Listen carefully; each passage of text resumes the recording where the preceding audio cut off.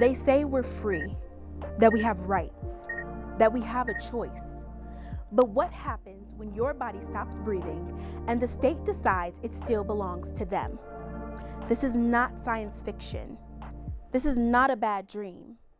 This is Georgia, and the woman at the center of it is Adriana Smith, a 30-year-old Black woman who is brain dead but being kept alive, not for her own life, but for the fetus growing inside her.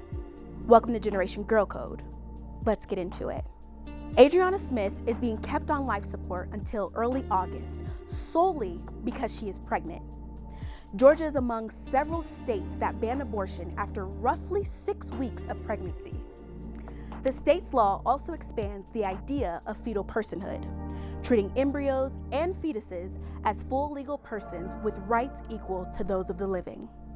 Smith's mother, while grateful for the chance that a part of her daughter might live on, told local reporters that the decision to continue life support should have been left up to the family. To some, this may seem like a pro-life victory.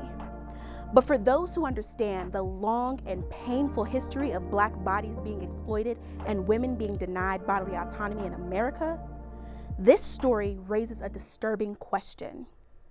Has Adriana Smith become yet another experiment? Is the state using her lifeless body to push the legal boundaries of fetal rights regardless of her own humanity? From the Tuskegee syphilis study, where Black men were deliberately left untreated for syphilis so doctors could observe the disease's progression, to forced sterilizations of Black women in prisons and hospitals across the South, the U.S. has a long and documented legacy of treating Black bodies as disposable test subjects. Many were lied to, many were denied care, many were stripped of agency under the guise of medical advancement. Take Sarah Baartman, for example, put on display in 19th century European freak shows, and even after death, kept in a Paris museum where her brain, skeleton, and sexual organs were exhibited until 1974. Then there's Henrietta Lacks.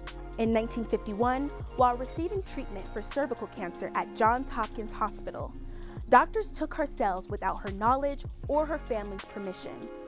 Those cells, known as HeLa cells, became the foundation for some of the most important medical breakthroughs in modern history, including the polio vaccine, cancer research, and even COVID-19 treatments. Yet for decades, her family remained in the dark while pharmaceutical companies profited, only receiving compensation in 2023 after winning a lawsuit against the biotechnology company Thermo Fisher Scientific.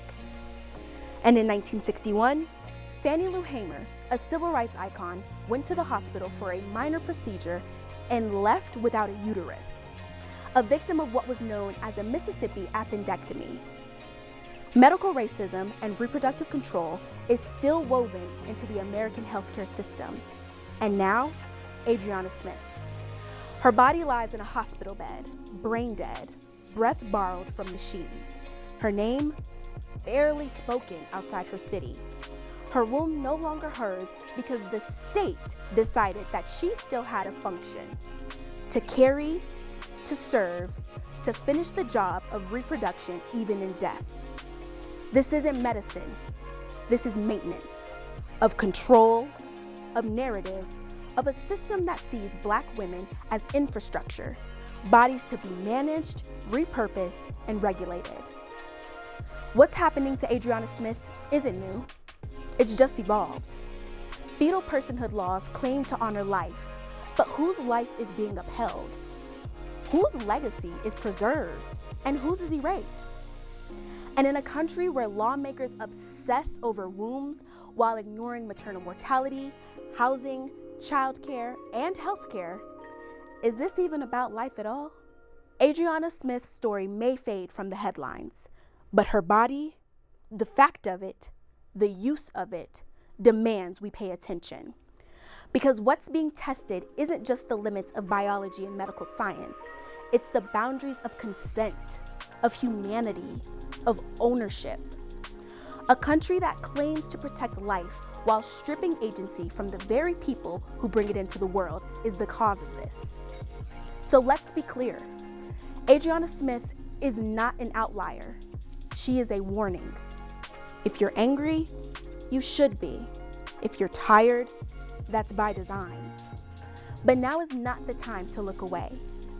Now is the time to question your lawmakers, to demand reproductive justice that centers Black lives, to amplify Adriana's name before it disappears from the headlines, to support her family and countless others navigating this nightmare in silence. Share this story. Organize, donate, protest, vote, push, demand action.